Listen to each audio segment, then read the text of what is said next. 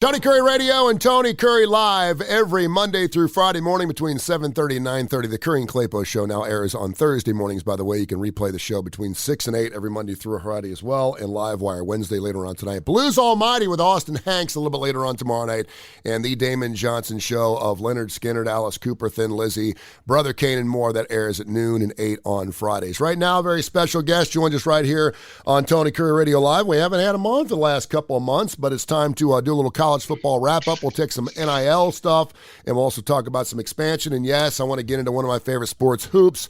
Mark Ingram, the UAB athletic director, joins us this good morning. We haven't talked in 2022. Happy New Year to you, my friend. How are you? Yeah, I'm excellent. Thank you, guys. Happy New Year to you as well. It's great to have you back on the show, and we need to get you on. We always say this, and there's just so much going on, and you're the only guest we have where you're actually allowed to make a request, and we play a song for you. So by the end of our phone call, make sure you have a jammer coming up for us. So college football just wrapped up for the most part. How would you describe the year we've got? It feels like we got it in just in time because the Omicron certainly variant. And how are you doing? How's UAB athletics going on? A huge win for the UAB football program. But let's talk about football first. How was the season overall? How would you distinguish this season from any other? Yeah, well, we had our highs and lows. It's football. It's how that goes. We probably have a game or two that we'd love to get back, but we finished with a win over BYU, who's ranked number 13 in the country, and the highest ranked team we've ever beaten. So our record at the end of the day is 9-4, and that's a solid year for anybody, and it's easy to forget where we were 5 years ago, and we need to make sure we stay grounded and not lose sight of the fact that 5 years ago we'd only been invited to one bowl game in our school history. And now 5 years later, we've been invited to 5 straight. Did you hear what you said? You said 9-4 is a solid season, man. Yeah, you know how good that sounds. I know, right? But if you remember, Tony, we actually talked about this years ago, and people, how do you think the team's going to be coming back in 2017? It's like, well, we want to get to where we're going to bowl games every year, and that's not a surprise. Yeah. That's what we said, and that's where we are. We've done that, and once we get to where we're not, concerning ourselves with are we going to be at a bowl game or not, we'll start talking about championships, and that's what we did. So that's great. Cincinnati did break the ice this year. They were the first Group of 5 team to get into the college football playoff, and of course, that would make you believe that, hey, anybody's got a shot. If they've got a decent enough schedule and maybe they knock off a Notre Dame on the road in South Bend, they can make it into the playoffs. So the little guys, and I say that lightly because I don't think UAB no longer is a little guy. Everyone, they've got somewhat of a target on their back, certainly in conference play. But that's a great thing. What did you think about Cincinnati making it in? Did you believe they should have gotten in? And what does that do for a Group of 5 teams? Yeah, and I thought Cincinnati looked really good against Alabama. The final score is not indicative of that game. It was an 11-point game, which is a 2-score game in the fourth quarter. And it's easy, Alabama scored 2 touchdowns late. And, then it looks like this big, oh, wow, they beat them by 25 points. And they did. But it was a close football game in the fourth quarter. And I thought Cincinnati looked, really good. And look at how many teams, look at Georgia, Michigan. The Cincinnati-Alabama game was a much closer game than the Georgia-Michigan game. Yes, sir. And I remember when Justin Fields was at Ohio State, they got run off the field in that first-round game. So I was impressed by Cincinnati. I think it's healthy for college football and for all college sports when there's parity. It is just – look, if you're a Bama fan, a Georgia fan, a Clemson fan, well, you would say this has been okay for me. But for the sake of the sport, parity is good. And having other teams creates interest around the country in the sport. And that's what you need. And so I think it's, healthy to find ways, as the NCAA did for years, to create parity in our sports, in all of our teams. And in the sport of football, what they did was they created scholarship limits. it used to be you had 140 football scholarships. Now we're down to 85. Mm-hmm. And when it was 140, the kids that were, the starting quarterback, let's just say at UAB, were also starting at, or they weren't starting, they were on scholarship at, these other schools. And those schools would sign them knowing they were never going to play. They didn't want to play against those kids. Yeah. And so, did the kid get a scholarship and a 4-year degree and all that? Yes, they absolutely did. Did they go the rest of their life talking about how they were on a football scholarship at whatever university? Absolutely did. And that's not negative, but they never played. They never touched the field. And it was all really about just stealing them away from, let's just say, from UAB. Yeah. But by shrinking it down to 85, those kids, are still out there. And that's how we get them. That's how Troy gets them. That's how Louisiana Lafayette, Appalachian State, and so on. That's how we've gotten all these players, Boise, Cincinnati. And what changed that was autonomy. When we created autonomy legislation, we drew this invisible line in the sand saying, hey, these 5 conferences are really the good ones. And what we're going to do, we're going to call them the Power 5. And then these other 5 conferences, hey, look, we're going to let you be around and let you hang around. And, if you end up winning a game or 2, that's nice, whatever. And we'll just call you the group of 5, the others. And in doing that, it separated all the marketing money on a national scale. So if you're at, somewhere like Nabisco and your job is sports marketing nationally, who are you going to align with? You're going to align with these 5 conferences that don't even really have a name, that's just the others, the group of 5, or you're going to align yourself with these conferences. Oh, wait, the Power 5. That's who we're going to be with. And so that's how all the TV money in these Power 5 conferences has gotten to be so big. And that's separating this and creating this haves and have-nots situation amongst our conferences. And, the differences between UAB and, Texas already existed, and they exist based on my ability and their ability to raise money and build facilities and provide for our kids. And now there's this other thing that I can't overcome, and that's that invisible, that glass ceiling effect that was created. But I think getting Cincinnati into the playoff puts a crack in that ceiling, and I'm hopeful that we'll do some other things that dissolve it. UAB Athletic Director Mark Ingram, it's funny because when we were doing sports radio and we talked about this autonomous move, and we thought that was the death sentence for the group of 5 of ever getting into the college playoffs, and here we are with Cincinnati getting in this past year. He's the athletic director of the UAB Blazers. We got a lot to get into. I want to get into the NIL stories coming up in just a few minutes. So let me ask you this. So this ceiling has been cracked a little bit, right? If you want to, and you played Georgia earlier this year, and obviously if you had beaten Georgia and went undefeated, perhaps you would have been one of those Final Four teams. When you look at your scheduling, I realize scheduling can go out 10, 15 years. Is there a right recipe to try to create, because you still have to play your 8 or 9 conference games. You're still playing teams like the Tulsas and like the FIUs and the FAUs. Is there any type of recipe there, or was it just a perfect storm for Cincinnati to have the right team, a really good team, to beat Notre Dame on the road and have all the pieces fall in place? Yeah, it was a little bit of that, Tony, because not only did they schedule the game at Notre Dame that they won, but and then you say, well, it was one team, yeah, but they won on the road at Notre Dame, who I believe finished 6th in the playoff ranking. So they didn't finish 28th; they finished 6th, and then it was also about other teams like Houston in their conference who they had to play. So it's not only that they scheduled non-conference opponents that would be impressive to beat, but that the other members of their own conference, the American Athletic Conference, where UAB is moving, those teams also were evolving and improving, and so their conference schedule was more robust than it had been, call it, 5 or 10 years ago. Yeah. UAB Athletic Director Mark Ingram joins us here on the Tony Curry Live Show, and of course, Curry and Claypool coming up on the Thursdays. It's really interesting because I think for the most part, we always thought this contract that runs through, 2026 with the Final Four team, and we're talking about a possible 12-team expansion. I think college football fans want that. More fans obviously want to see their teams have an opportunity to play for a national championship, and that may include a group of 5 team getting in every single year. But the commissioners and the hires and the Bill Hancocks of the world just couldn't seem to get together on some type of expansion before the end of the season.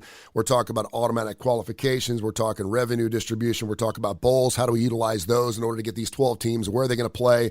And, of course, obviously with the health and the welfare of what's going on in college football with the pandemic right now. As an athletic director at UAB, where do you stand on some of those issues? Do you see something getting done? They're not saying it still can't change by 2024, but what's your thought process on that right now? Well, not being a commissioner, I'm not in the room, but I did an exercise this summer with Bill Hancock and the college football playoff, sort of a mock selection that I got invited to, and I learned a lot more about it than I had known before. It's complex, and I know that's just a word that kind of I can throw out there and like I'm supposed to make you go away because I just say it's complex. Just trust me, but it really is. And one of the things that I think is concerning about expansion, as much as I'd like more inclusion. But it's also about the schedule and the student athletes, right? You've got exam schedules. When would you play the games? How long would the season go? We're going to play until February now. Mm-hmm. How's that going to go? You've got so many kids. I never thought a kid would opt out of a bowl game. Tony, when I played, we saw the bowl games as a real reward. We were excited to go. We never considered not going. It was an opportunity to play a new and unique team and go with our teammates to a different city and spend a few days there in a place that we probably hadn't been before. And it's not always a warm tropical place, but it often is. And, we just saw it as this great, great thing. And, now kids saying, we're not playing for the title. I'm going to opt out and let my team go without me, and I'm going to go get ready for the draft. And I don't begrudge them having a desire to stay healthy and all that. And I don't want to say that I begrudge them at all. I just wasn't. That was that the first time I saw that, it was just shocking to me. That's all. Yeah. And so what I wonder is if you expand the playoff, will you see more of that? Which is really unfortunate because bowl games are important. People in the media or whomever it is that ever uses the term, meaningless bowl games or worthless bowl games or these lesser games, whatever they want to call them, whatever demoralizing phrase they want to use, that's a person that's never been in a locker room of a team that became 6-6 for the first time in years. Yeah. You go into that locker room in 2017 with being at Legion Field, the day that we got our 6th win, the locker room was the same as the locker room I was in when I was with a football team that won the national championship. Mm-hmm. It was the same elation, the same jubilation, the same enthusiasm over getting there because it was a goal that we had not reached before. Well, we had, but only one other time. And it was thrilling. I would also tell you that the people that use those phrases have never been in a team meeting room at the end of the season with a team that's 6-6 and thinks they're going to a bowl and gets a call saying, "I'm sorry, you haven't been selected. Yep. You're not going." That is as sickening, and the heartache around that is as difficult as any other, win or loss that you have during the year. It's horrible, and I've been there too. And so the bowl games are important to the communities that host them. The bowl games are important to these teams because it's a celebratory moment for those teams to say, hey, we've improved, we got here, and let's celebrate that, and let's go play together one more time before our seniors depart and go back into the working world or possibly to pro sports or wherever they're going. And so we can't lose sight of that. So these things are complex. I mean, and it's not simple. And when you start talking about the health and the safety and the welfare of the players and their academic schedule and how much of a strain is this going to put on them, those things are all part of it. Not to mention just I don't know if gamesmanship is the right way, or the right phrase. But when you start talking about who gets an automatic qualifier, Mm-hmm.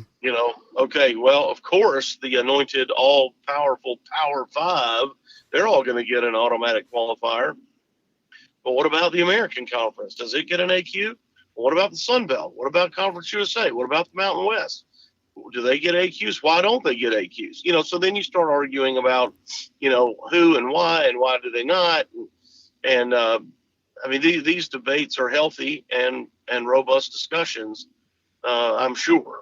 But again, I'm not in the room, but I'm just giving you a sampling of all just a few probably of the things that they're having to mull over. That chip on your shoulder is getting bigger, and I love it, by the way. UAB Athletic Director Mark Ingram, I love it, man. Fight for it. He is the UAB Athletic Director of your UAB Blazers. Johnny, UAB just tweeted in a few minutes ago, asked Mark about the AAC. What's the timeline on that? We obviously had a lot of different schools changing not only directions but conferences through this tectonic plate season of college football. What's going on with UAB and the AAC, and how do you rebrand that? Yeah, so we're going to join the American. We've not been given a definitive year.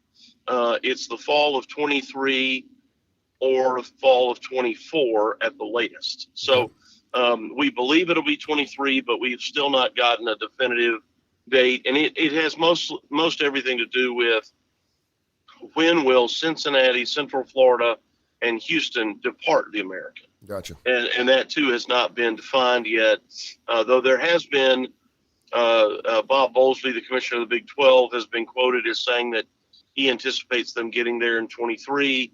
But, again, I don't think that's, formal yet. Yeah. So I think that that's a good sign and would suggest that most likely fall of 23. But I can't say that with certainty quite yet. I love having you on because not only I can hear your competitive spirit and you love watching all of your sports, your 18 scholarship sports with UAB, but you're also a logistical guy. You're behind the scenes and you're a financial guy. I mean, you have to look at the bottom line.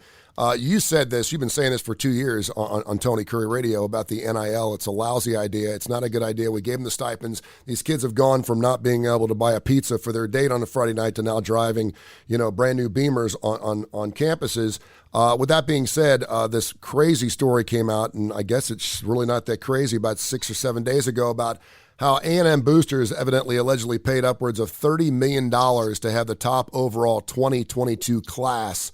They set a record for 24/7 recruiting numbers. Surprised by that at all, or is it exactly what you thought would happen?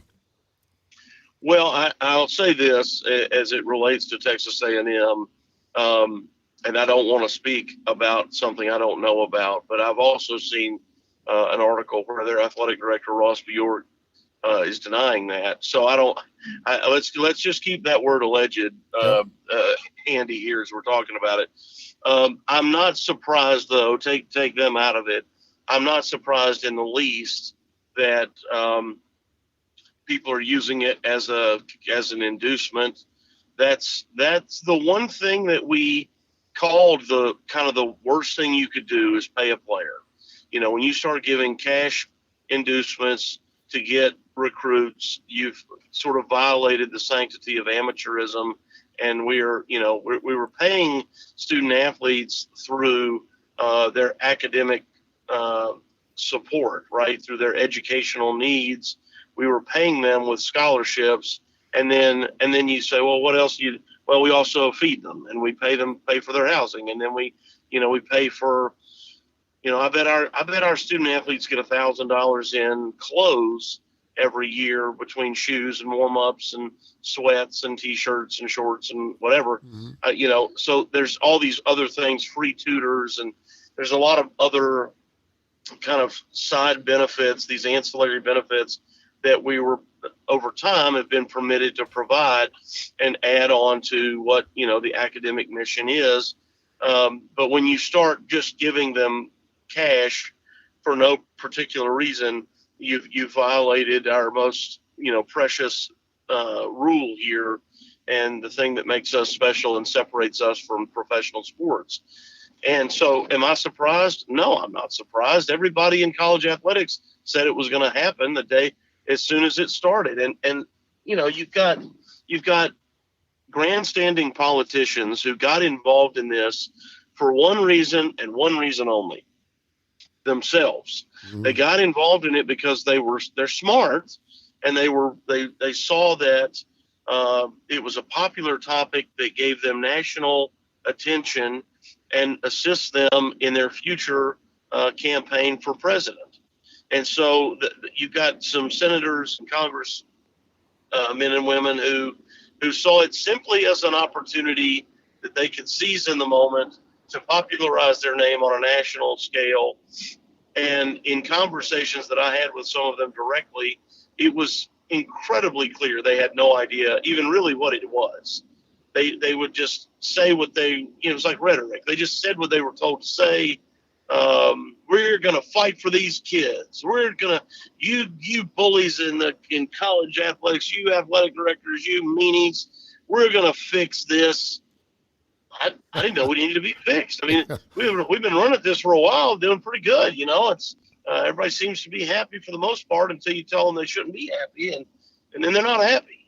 So think of this, Tony. There's 175,000 Division I student athletes.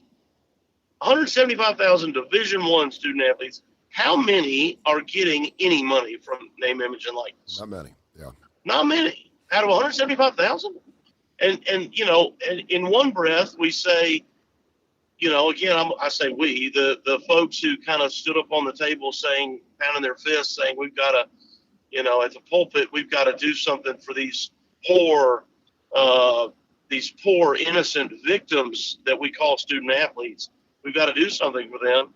The narrative was that they're mostly underserved, that they don't have the resources, and they should be able to use their name, image, and likeness and monetize that while it's popular. And in a capitalist environment in our country, they should be allowed to do that. Well, so we allow it, but we say, but you can't. The institutions are not permitted to facilitate these deals. And there were politicians, one of which rolled their eyes at me when I said that was going to happen. Literally rolled their eyes at me and said, "Listen, this is not that old payola model where you guys are going to be. You're not going to be involved in this at all." And I said, "Oh, okay." I said, "Well, we'll see about that." And so what just think of this, Tony. In one breath, we're talking about these victims, these underserved students, and who should be able to make money, and in the other breath are actually turning our head, acting as if though they have the sophistication and contacts to go get these $1 million name, image, and likeness deals. I mean, Tony, you've been selling advertising and been in your world for a long time. Would you know how to do that within the next couple of months? Get $1 million deal? Probably not. If I could, I'd figure it out. Not. Somehow, we're acting, and what we've done is we've created this fictional character who,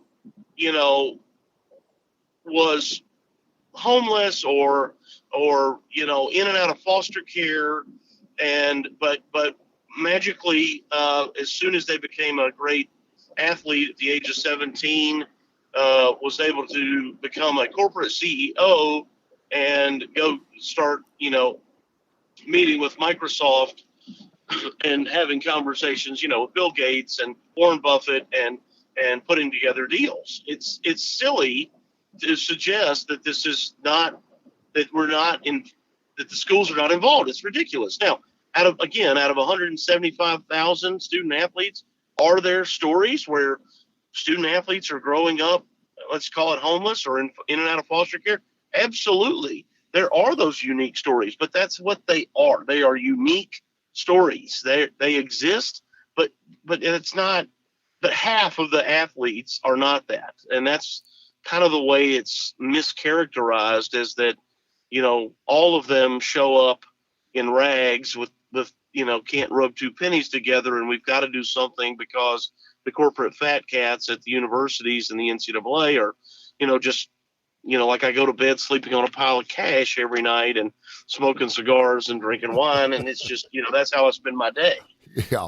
And that's kind of the cartoon that's created there. And anyway, it snowballed into this legislation, and man, now it is a mess. And every coach out there would say it's a mess. There was a great article with Kirby Smart and Nick Saban this past week where they were talking about how it's going to create more separation between the haves and have-nots. And at UAB, I've got overzealous donors that would, consider doing something if I asked them to. And it's not just, the SEC, the Big 12, and the Big 10, and the ACC that have those.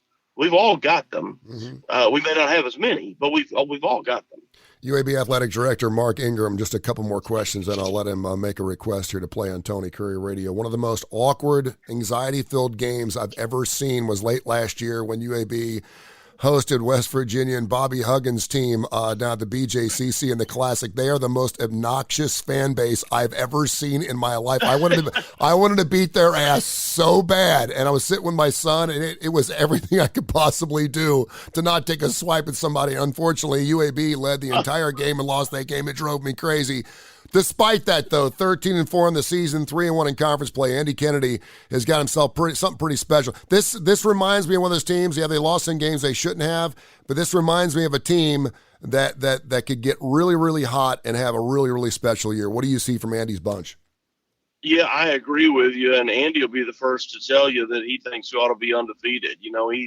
I love him. I listen. If I can't make it down to Bartow, I listen to the games on the radio, and I just love his post-game stuff. He's so engaged. He breaks down numbers. I think he's fantastic. What a great fit there, obviously, because he played there, but what a great coach for UAB. Yeah, thank you. And I agree with you. He is. Our fans love him.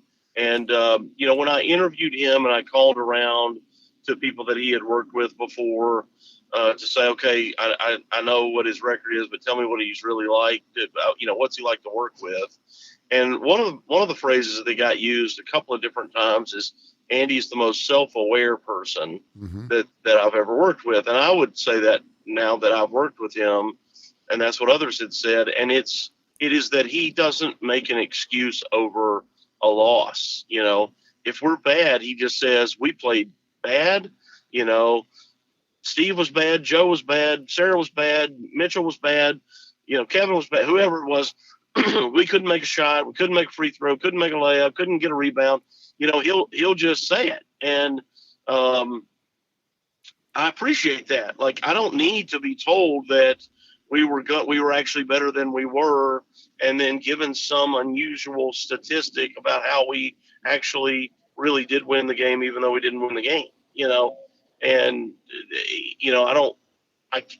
look, he's been with us, let's call it a season and a half.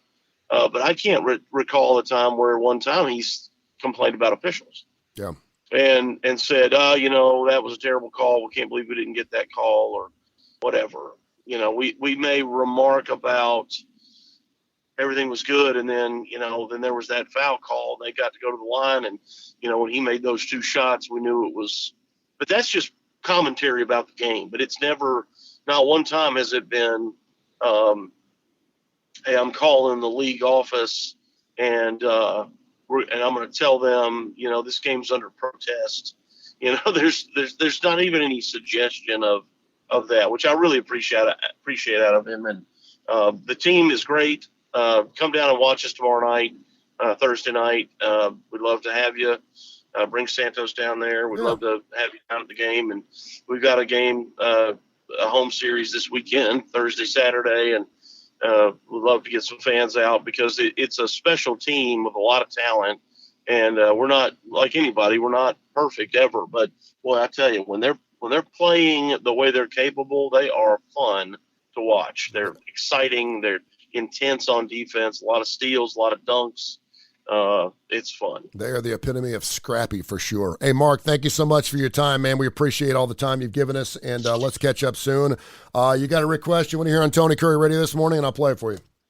I'd love to get everybody's blood pumping this morning. How about AC/DC for those about to rock? For those about to rock, you got it. We'll get it on here in just a few minutes. Mark, thank you so much. God bless you, brother. We'll talk to you soon. Thanks, Tony. See you, pal. There he is, Mark Ingram, the UAB athletic director. And, of course, if you missed an interview, we'll podcast it for you a little bit later on this morning so you can hear it all right here on Tony Kurre Radio.